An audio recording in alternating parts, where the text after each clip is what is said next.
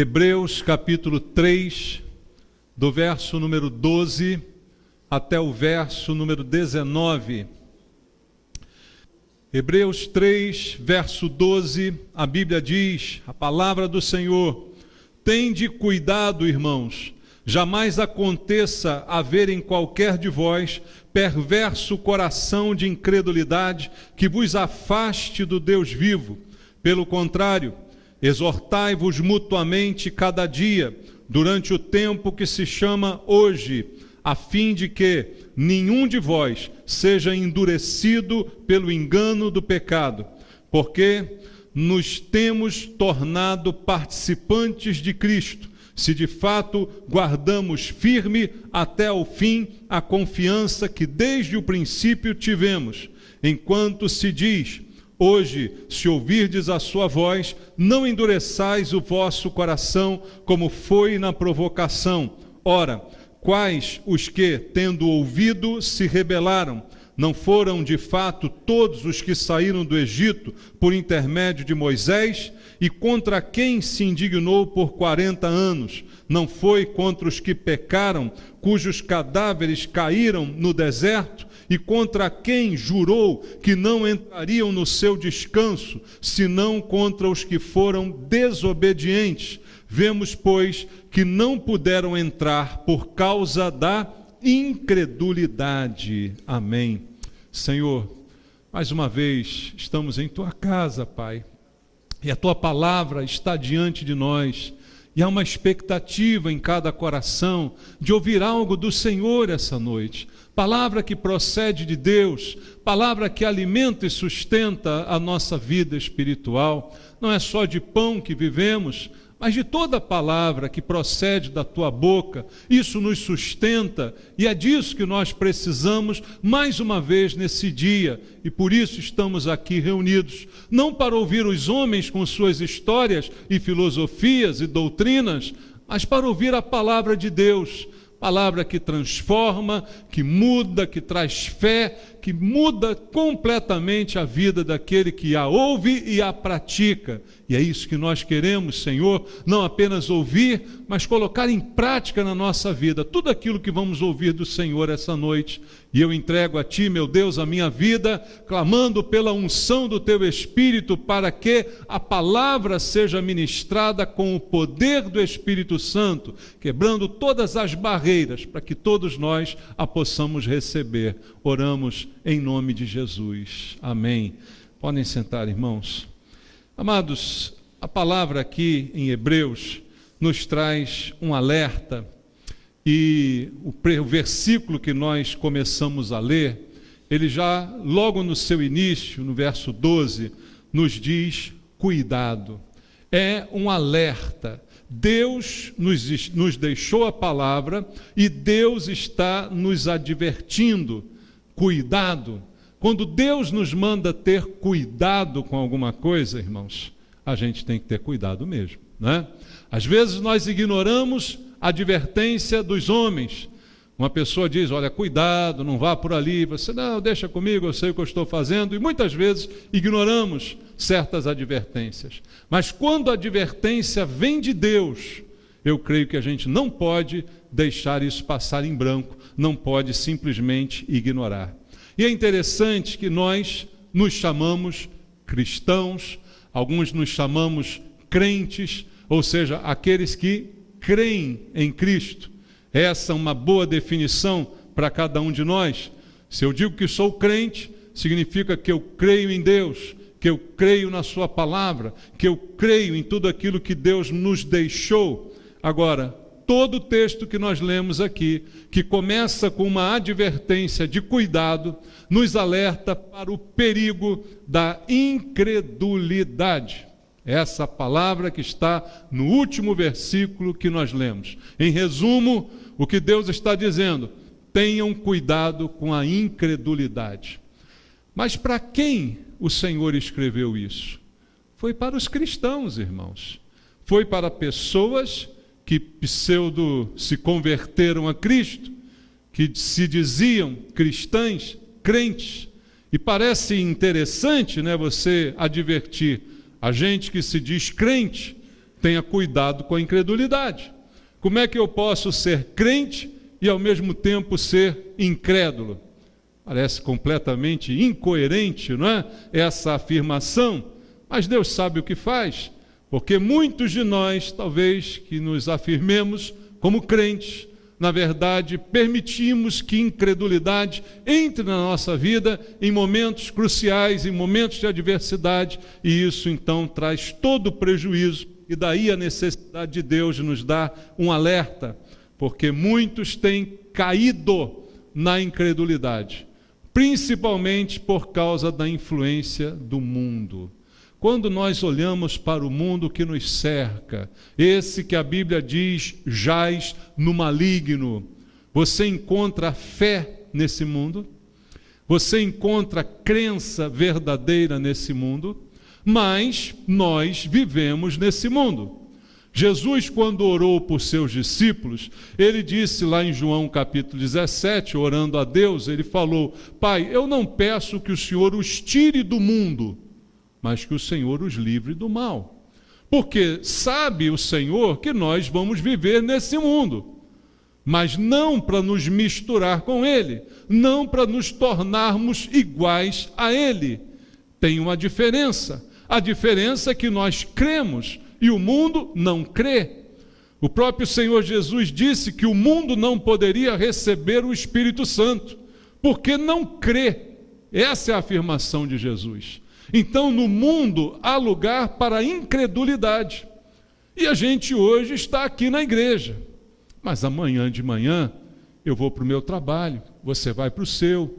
Nós vamos conviver no mundo que nos cerca, com pessoas do mundo que não creem em Deus, que não levam em conta nada daquilo que Deus diz sobre a vida para as suas vidas. Nós vamos viver nesse ambiente, ou não? Mas Jesus não orou para que a gente saísse desse ambiente, mas Ele orou para que mesmo nesse ambiente nós ficássemos livres da influência do mal neste ambiente.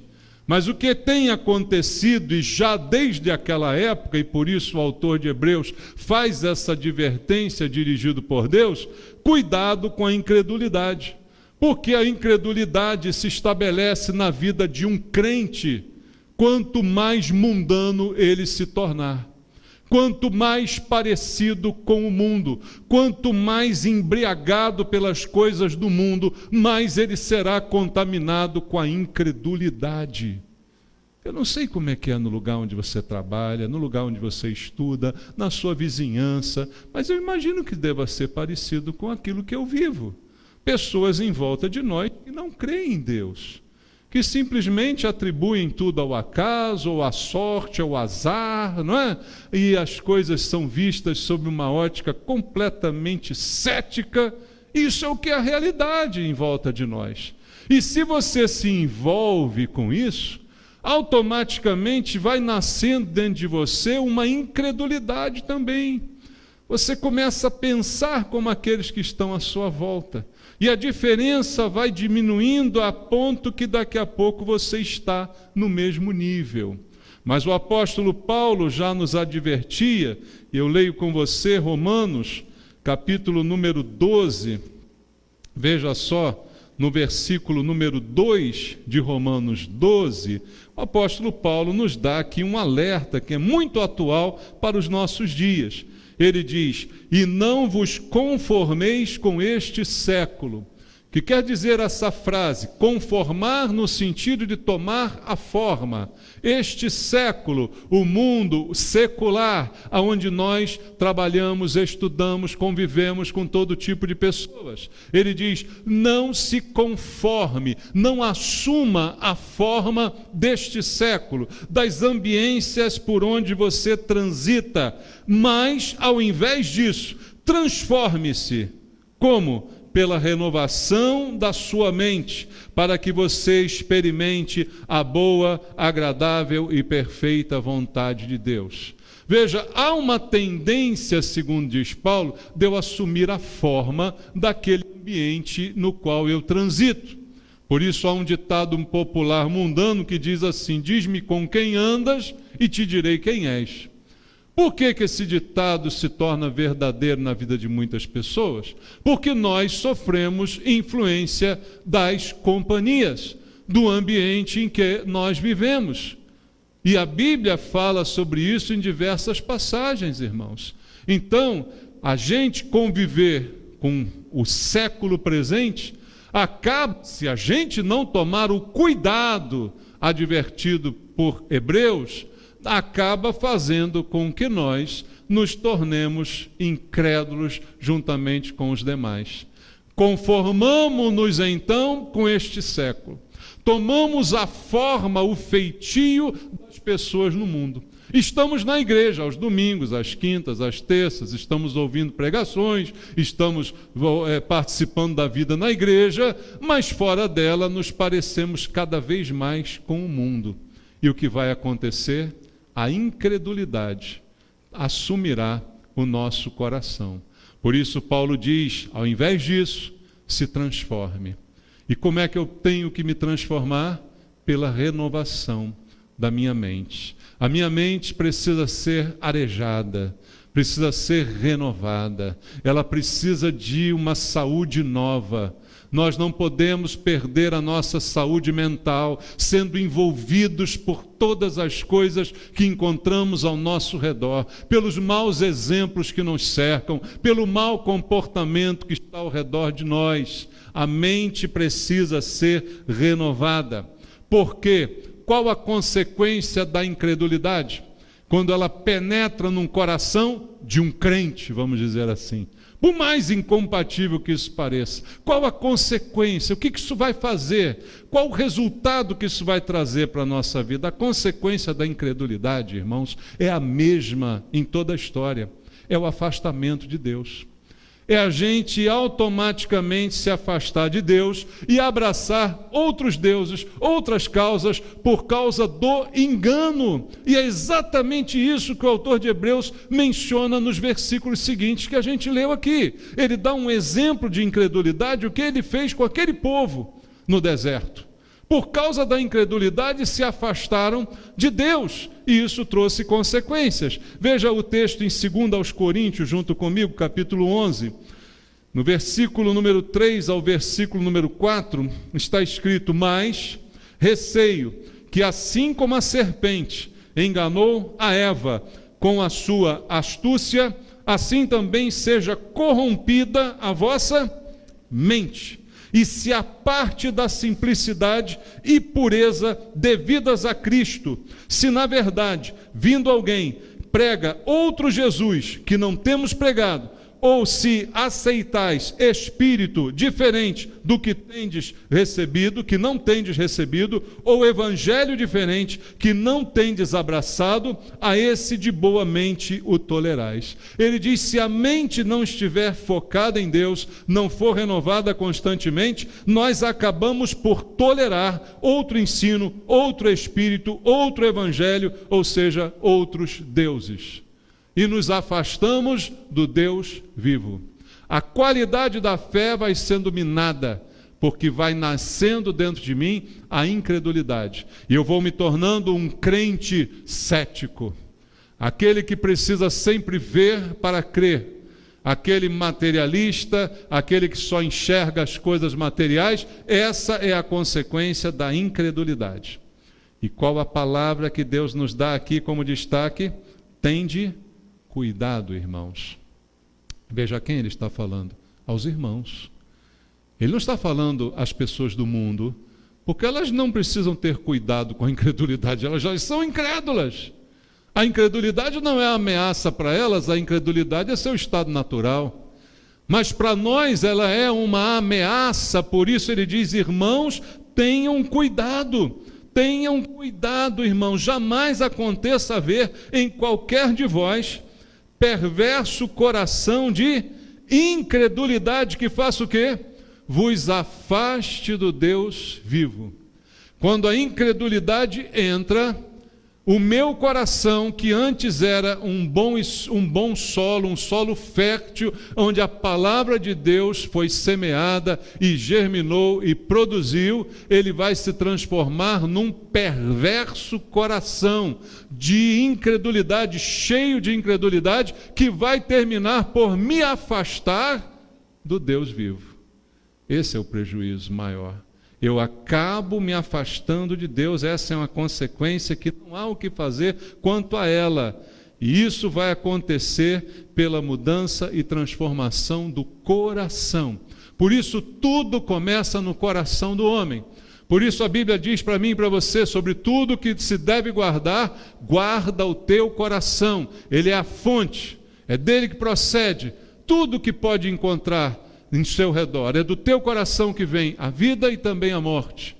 É do nosso coração que as coisas se estabelecem e se transformam. Então guarde o seu coração, tenha cuidado para que a incredulidade não transforme o bom e reto coração com o qual você recebeu a palavra de Deus num coração perverso.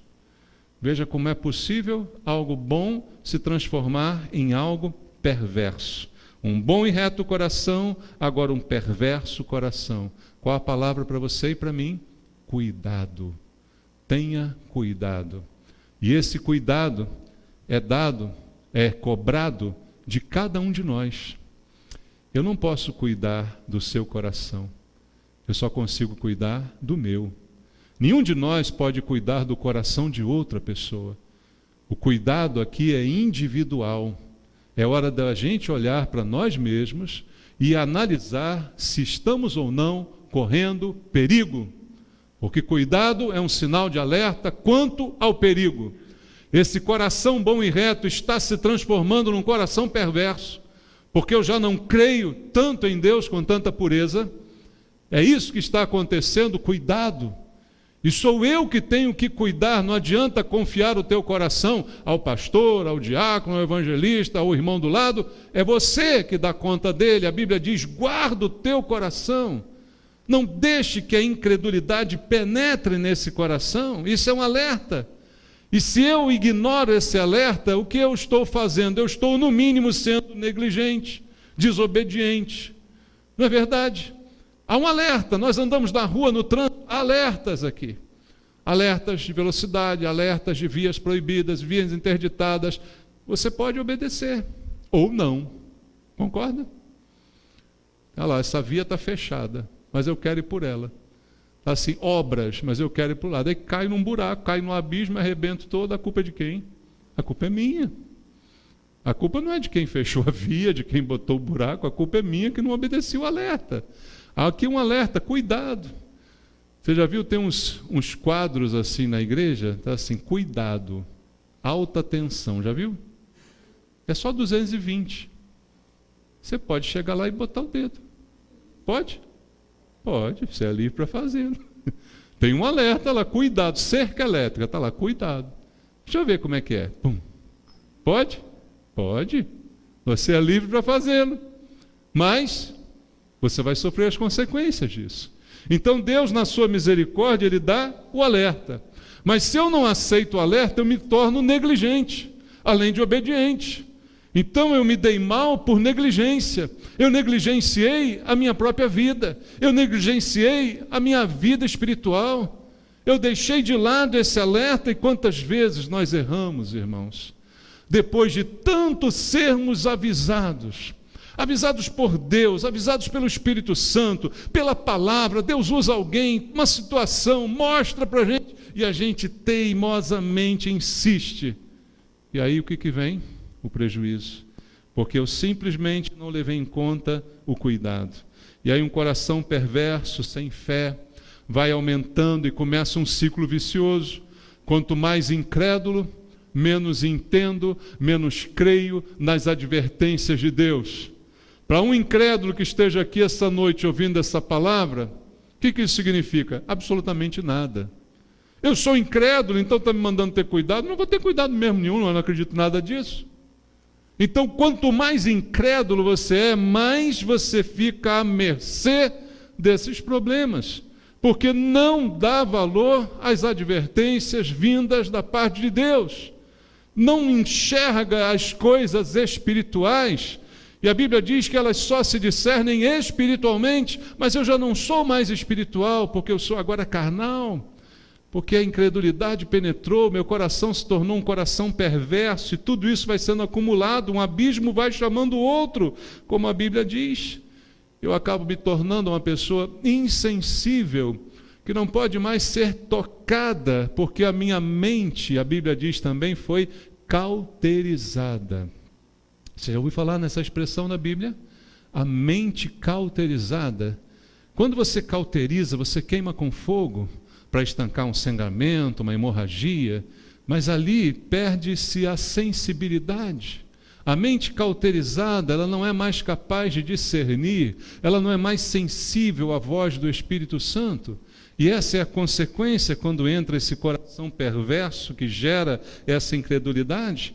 E eu não posso, você não pode, nós não podemos cair nisso. Veja o que diz a Bíblia em Efésios, no capítulo 4, do versículo 17 em diante até o verso 19. Efésios 4, de 17 a 19 diz: por esta razão, não vos torneis insensatos, mas procurai compreender qual a vontade do Senhor, e não vos embriagueis com vinho, no qual há dissolução, mas enchei-vos de Espírito, falando entre vós com salmos, entoando e louvando de coração ao Senhor, com hinos e cânticos espirituais. Muito bonito, mas eu leio o texto errado. Efésios 4, 17 ao 19.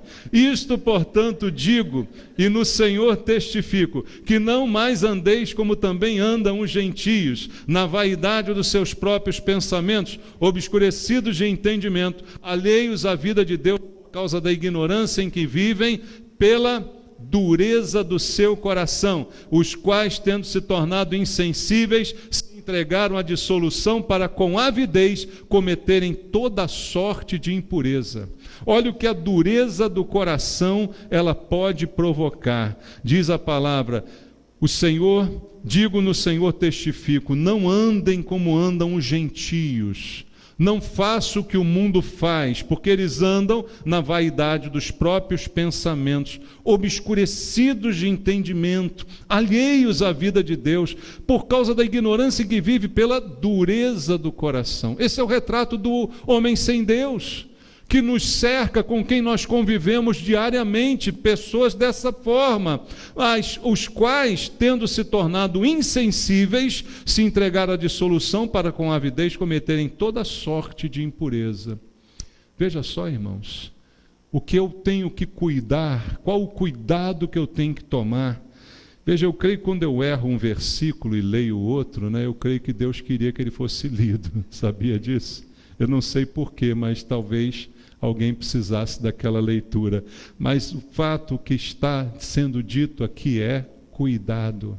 Não se pareça com um gentio, não se pareça com alguém que age, que vive dessa maneira, porque tem o seu coração endurecido e as consequências são essas. Voltando ao texto em Hebreus capítulo 3, no versículo 13, ele continua dizendo assim: pelo contrário, exortai-vos mutuamente, cada dia, durante o tempo que se chama hoje, a fim de que nenhum de vós seja endurecido pelo engano do pecado. Veja, se exortem, para que esse endurecimento não aconteça em ninguém aqui da igreja, para que esse endurecimento não venha a contaminar nós que aqui estamos. Então ele diz que a gente precisa, ao invés de ceder a esse coração de incredulidade que me afasta do Deus vivo, pelo contrário, eu devo exortar o meu irmão durante o tempo que se chama hoje. O tempo é agora. E quanto mais o tempo passa, mais é urgente essa nossa exortação mútua, porque a gente que está vivendo esse esfriamento, muitas vezes não percebe, muitas vezes não nota, e aí Deus pode usar alguém, algum irmão, para um alerta, para uma exortação em amor, é algo que a Bíblia recomenda. Se você está percebendo isso na vida de um irmão, é dever de cada um de nós exortá-lo. de exortá-lo, como diz aqui a Bíblia, mutuamente, um fazendo isso com o outro, hoje, para que nenhum de nós sejamos endurecidos pelo engano do pecado. Essa é uma função da igreja. O cuidado é individual. Eu cuido do meu coração. Mas a exortação é coletiva. Se nós percebemos o esfriamento de alguém, se nós percebemos que a incredulidade está chegando no coração de um irmão, cabe a nós também essa exortação, para que esse endurecimento não se aplique por causa do engano do pecado, porque um ciclo vai começar. Quanto mais pecado, mais endurecimento, quanto mais endurecimento, mais pecado. Então vira um ciclo vicioso na vida da pessoa. O engano, ele endurece o coração. E muitas vezes nós nos deixamos enganar. E isso é algo que a gente também precisa alertar. Irmãos, nós somos enganados algumas vezes, mas outras vezes somos enganados porque nos deixamos enganar. É como se a gente quisesse ser enganado, porque nós temos uma característica, nós, seres humanos, gostamos de ouvir coisas agradáveis, coisas que nos agradam. E muitas vezes somos enganados com elogios, com galanteios. O diabo, o adversário, se apresenta como um anjo de luz. Não se apresenta como um monstro asqueroso, mas como um anjo de luz, com palavras elogiosas, não é? Com paparicos, mimando o nosso ego, dizendo você é bom, você é isso, você é aquilo. E isso então faz com que a gente às vezes goste de ser enganado. E isso é um perigo que vai certamente endurecer cada vez mais o nosso coração. Veja, em Jeremias 17, citando agora o texto, que eu já citei verbalmente, Jeremias, no capítulo 17, no versículo número 9, veja só o que diz o profeta: enganoso é o coração, mais do que todas as coisas, desesperadamente corrupto, quem o conhecerá? Veja, ouvimos o diabo que quer nos dizer certas práticas não são pecados, quer dizer para a gente, não, isso é normal, isso todo mundo faz, isso aí não é tão ruim quanto o que o seu vizinho faz, e tem irmão na igreja que faz muito pior do que você. Quem diz isso? É o diabo, porque ele quer te enganar. Cada um tem que dar conta de si mesmo e não olhar para o outro para traçar o seu comportamento. Então é o diabo que quer enganar e o nosso coração é enganoso. Quer dizer, o coração gosta de ser enganado. Nós às vezes preferimos ouvir uma mentira bonita do que uma verdade dura. Infelizmente isso é verdade, porque o nosso coração é enganoso. E toda hora a gente engana a si mesmo. E esse talvez seja o pior engano, é o auto-engano. Esse é pior do que ser enganado por alguém. É quando eu mesmo acabo por me enganar. E esse endurecimento do coração tem um efeito principal, que é nos fazer resistir ao Espírito Santo, que sempre estará conosco, nos convencendo do pecado, da justiça, do juízo, incomodando o nosso coração. Veja bem, quando você é um cristão verdadeiro e comete um pecado e tem um deslize, aquele que primeiro vai falar à sua consciência é o Espírito Santo de Deus. É Ele que vai incomodar, dizendo que você não deveria ter feito isso, que esse não é o caminho que Deus tem para você, que não é essa a postura que você tem que ter diante de Deus. Quem fará isso é o Espírito Santo. Mas se o meu coração se endurece pela incredulidade, a primeira coisa que acontece, eu começo a resistir ao Espírito Santo. E começo a me justificar diante dos meus erros com aquilo que eu já disse aqui. Ah, tem gente que faz pior, tem irmão na igreja que faz coisa que ninguém nem imagina. Eu não sou tão ruim assim. Isso é um endurecimento do coração, que vai fechando a pessoa para a verdade e vai fazendo com que ela fique surda para a voz do Espírito Santo de Deus. Em Atos, no capítulo 7, no versículo 51, vamos ler o exemplo aqui da palavra de Deus. Atos, capítulo número 7, no verso número 51, a palavra do Senhor diz: homens de dura cerviz e incircuncisos de coração e de ouvidos, vós sempre resistis ao Espírito Santo, como fizeram vossos pais, também vós o fazeis. É possível resistir ao Espírito Santo. É possível ficar surdo para o Espírito Santo. E aí a pior coisa, porque se não ouço o Espírito Santo, certamente não ouvirei nenhum homem, nenhum irmão que venha me exortar ou venha me advertir. Se o próprio Espírito Santo é ignorado por mim, não é de um irmão, nem de um pastor, nem de admoestação de ninguém que eu vou dar atenção. E por causa dessa geração, dessa dureza de coração, uma geração inteira morreu no deserto. É o que me diz aqui o resto do capítulo 3, que nós lemos aqui no início.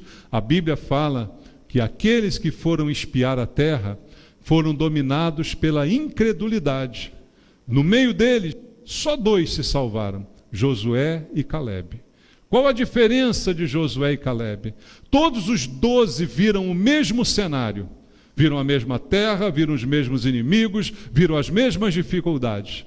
10 voltaram completamente desanimados, incrédulos da possibilidade de Deus fazer algo por eles.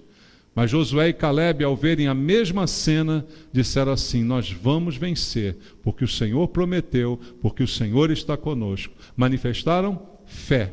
Fé que vence o mundo, como diz a palavra de Deus. Então, aquela geração inteira morreu no deserto. A palavra de Deus foi que aqueles incrédulos não entrariam na terra prometida. E toda aquela geração morreu e por isso ficaram 40 anos vagando no deserto. Uma nova geração entrou ali com 2 velhinhos, Josué e Calebe. 2 velhinhos entraram naquela terra, Josué e Calebe, porque creram em Deus. Então, o alerta está aí, o alerta é grande e a gente não pode enganar a nós mesmos e nem se deixar enganar. Em Efésios capítulo 5, no versículo número 5 e no versículo número 6, vamos ler a palavra de Deus. Efésios capítulo número 5, no verso 5 e no verso 6, diz assim: sabei, pois, isto, nenhum incontinente ou impuro ou avarento, que é idólatra, tem herança no reino de Cristo e de Deus.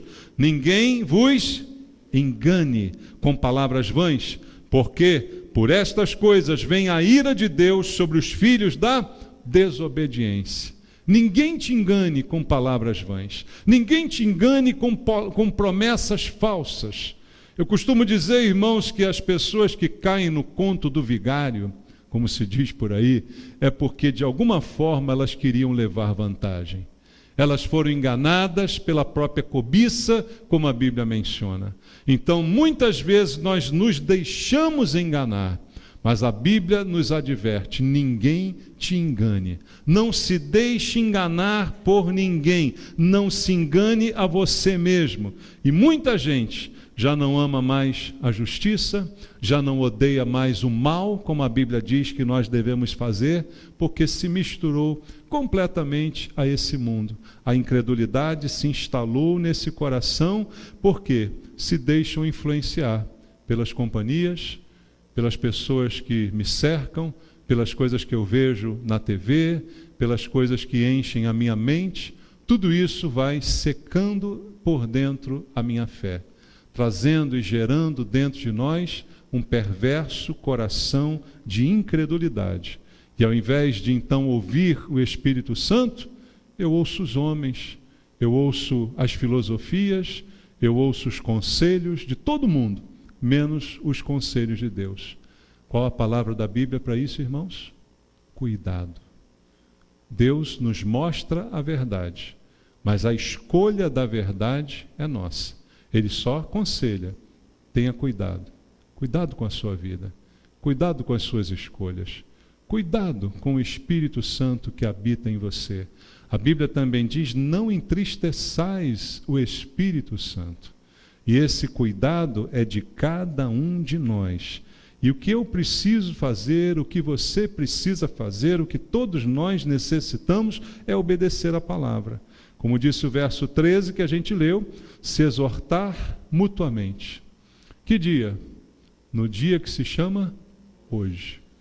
E aí um bom princípio para nós é: não deixe para amanhã o que você pode fazer hoje. Hoje é o dia da decisão. Não deixa para depois. Hoje é o dia do cuidado.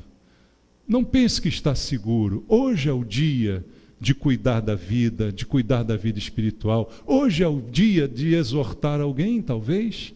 Quem sabe é hoje uma pessoa está perto de você que precisa de uma palavra, que precisa de ser livre desse mal, através de uma palavra que, dada no momento certo, ainda possa livrar dessa incredulidade, desse endurecimento que não deixa nem ouvir o Espírito Santo. Mas o Espírito Santo pode usar você para ministrar a algum coração. É hoje o dia da gente manter firme a nossa confiança em Deus, da gente reafirmar a nossa fé. Para que a incredulidade não venha, nós temos que lutar contra ela, irmãos. Por isso Deus diz: cuidado, não é uma coisa para a gente simplesmente ouvir, achar bonito e sair daqui como se nada tivesse acontecido. Mas é para cada um de nós fazer um balanço, analisar friamente: será que na minha vida alguma coisa está acontecendo nesse sentido? Será que esse meu convívio com tantas pessoas incrédulas está de alguma forma me contaminando? Será que eu tenho mais amigos do mundo do que amigos cristãos?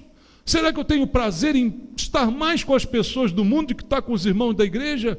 Tem algum processo se iniciando na minha vida nesse respeito que precisa ser interrompido antes que seja tarde demais? Para isso, cuidado, porque quando eu digo cuidado é porque ainda pode ser evitado. Não adianta dizer cuidado para uma pessoa que já está arrebentada, adianta? Não adianta. O cuidado é para que antes que ela se arrebente, ela possa evitar isso. E esse dia é hoje que Deus está falando conosco dessas coisas.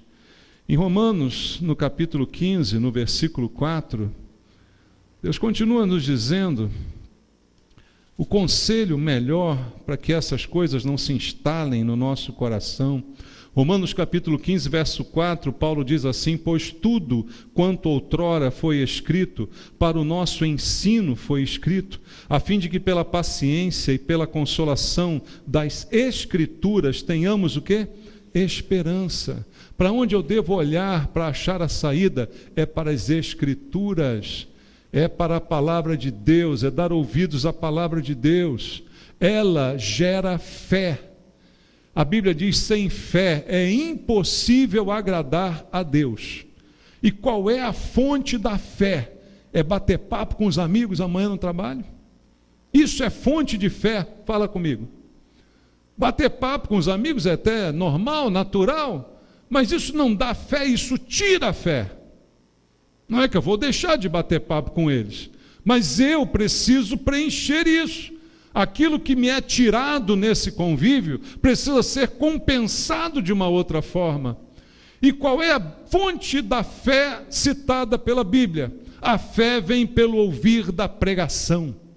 Por isso que eu sou chato com você quando eu digo: venha terça, venha quinta, venha domingo de manhã, venha domingo à noite, se tiver culto todo dia, venha. Porque a fonte da fé é a pregação. Quantos dias você fica sem ouvir uma pregação? E ouvindo baboseira dos outros no trabalho, e ouvindo amigos de faculdade, e ouvindo gente no colégio, ouvindo gente em tudo que é lugar, vendo televisão, tudo que não presta. Quanto tempo você não escuta uma pregação? Cadê a fonte da fé? Enquanto não entra, só sai, só esvazia. No contato com todas essas coisas mencionadas aqui. Vai tudo indo embora e nunca repõe. Qual é o resultado disso? Um lugar que você só tira e não repõe, vai chegar um dia que vai secar. E aí quando secar, o coração empedra. E quando ele empedra, ele se torna perverso.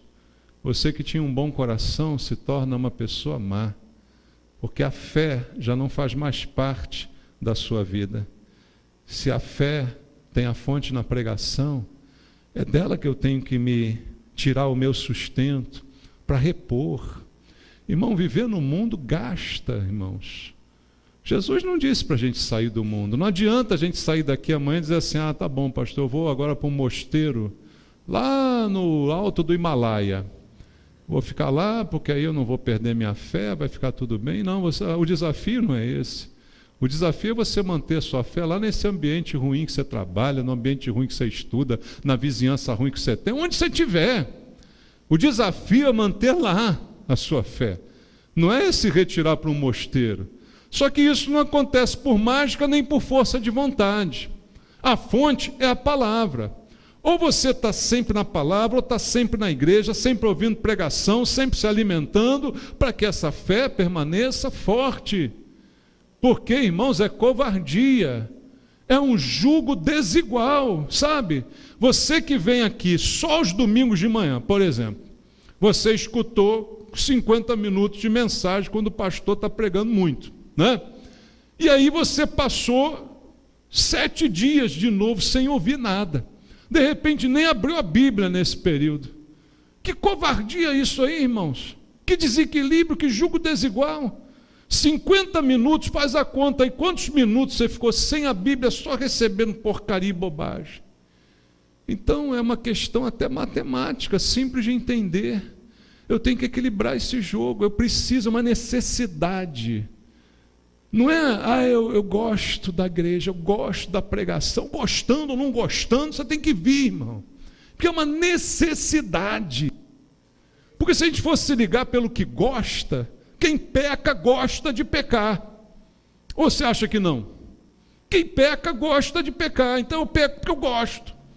Então eu não tenho que gostar ou deixar de gostar da igreja, do louvor, da pregação. Eu tenho que entender que Deus quer falar comigo e quer acender no meu coração uma chama que não deixa ele esfriar, que não deixa ele empedrar, que não deixa essa fé minguar. Isso é necessário para a nossa vida espiritual. Esse alimento não é só de pão, mas é da palavra que procede da boca de Deus. Foi isso dito por Jesus, e isso tem que ser encarado por cada um de nós. Por isso eu termino lendo com você Hebreus capítulo 10, ainda na carta aos Hebreus, agora no capítulo 10, no verso 25, que é aqui uma advertência também que Hebreus nos faz, é cheio de advertência nessa carta, e diz assim: não deixemos de congregar-nos como é costume de alguns, antes façamos admoestações, tanto mais quando vedes que o dia se aproxima. Qual é o dia que se aproxima, irmãos? É o dia da volta de Jesus, é o dia das coisas ficarem às claras, é o dia de tudo ser revelado, é o dia de tudo que está escondido vir para a tona. Esse é o dia está se aproximando. Então o que a Bíblia diz, não deixe de fazer admoestação. Você pode me chamar de chato, de irritante, eu vou dizer para você que você tem que vir à igreja até cansar. Não é porque essa igreja aqui é melhor, porque você não quiser aqui, vai em qualquer outro lugar. Mas não fica em casa quando a palavra de Deus está sendo pregada. Não fica em casa vendo televisão quando tem a palavra de Deus sendo pregada e você precisando dela. Você esvaziando por dentro, você se contaminando por dentro. Se não gosta daqui, escolha outra. Mas não pega sem, irmãos. Esse é o problema. Não deixe de congregar, como é costume de alguns. Há 2000 anos isso foi escrito. E há 2000 anos já tinha crente que deixava de congregar. Isso é um problema. Isso é raiz de incredulidade, é raiz de endurecimento de coração, é raiz de amargura, é raiz de tudo que não presta na vida da gente, quando a gente simplesmente deixa de congregar. É aquela história da brasa que todo mundo conhece. Tira uma brasa da fogueira, bota de lado, por mais acesa que ela esteja, daqui a pouco você olha, ela está apagada. Mas enquanto ela estiver na fogueira, ela se retroalimenta e mantém a fogueira acesa. Assim você não foi feito para ficar sozinho. Você não foi feito para ser crente em casa. Isso não existe, isso é mentira do diabo. Crente em casa não existe. Igreja em casa não existe, irmãos. Você precisa estar na comunhão dos irmãos.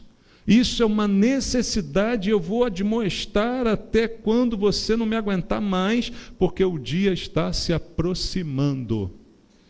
O dia se aproxima. E Deus está com a bandeira na mão. Cuidado, cuidado, cuidado, cuidado, cuidado. Cuidado com a sua fé. Cuidado, não deixe essa incredulidade entrar no seu coração. Vamos orar? Vamos falar com Deus. Deus quer aquecer o seu coração essa noite. Deus quer acender essa chama em você de novo. Deus quer manifestar essa graça sobre a sua vida, para que você não fique isolado, para que você não fique de lado, para que você não saia do corpo, para que você não fique só.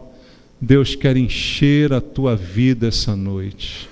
Se você sente necessidade dessa ação de Deus, põe a mão no coração e faça uma oração junto comigo agora, rendendo sua vida ao Senhor, reconhecendo que você precisa desse aquecimento, porque o mundo quer te afastar, porque a incredulidade tem rondado o teu coração, o convívio com esse mundo tem te afastado dos princípios de Deus, você já não tem mais pensado como crente, às vezes pensa como incrédulo. Fala com Deus agora, põe sua mão no coração e diga: Senhor, tem misericórdia de mim, Pai. Eu não quero ser mais um incrédulo nesse mundo, Pai. Eu não quero que o meu coração bom e reto se transforme num perverso coração.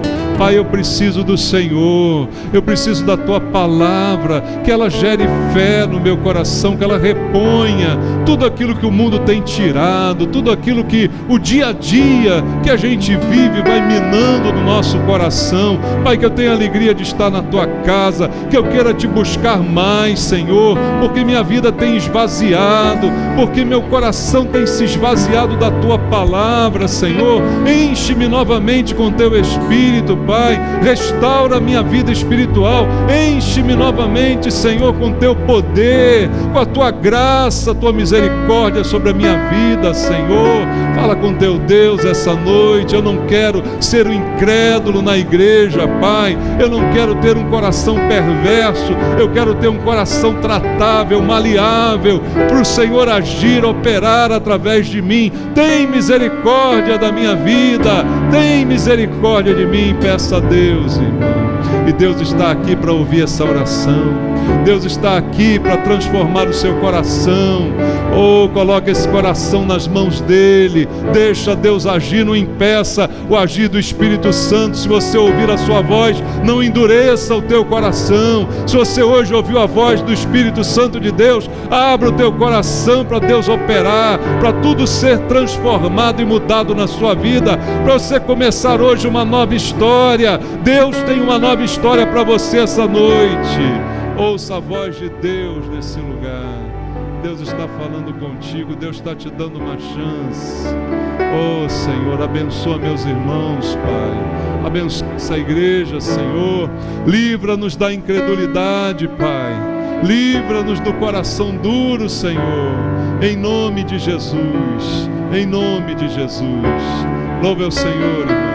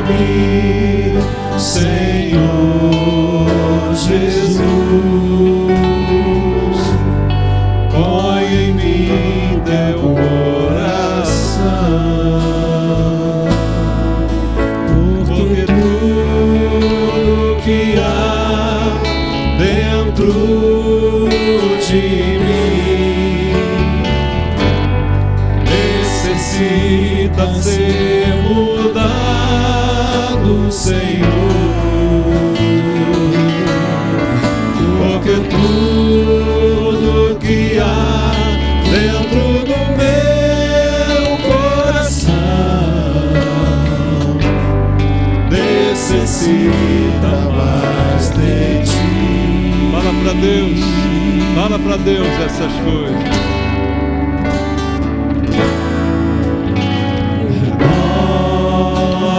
Renova-me, Senhor Jesus.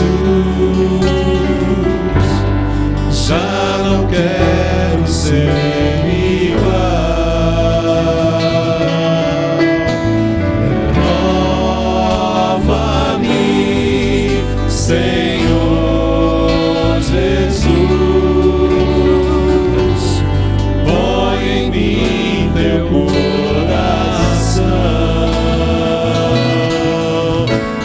porque tudo que há dentro de mim necessita ser mudado, Senhor, porque tudo que há dentro do meu coração necessita mais de ti.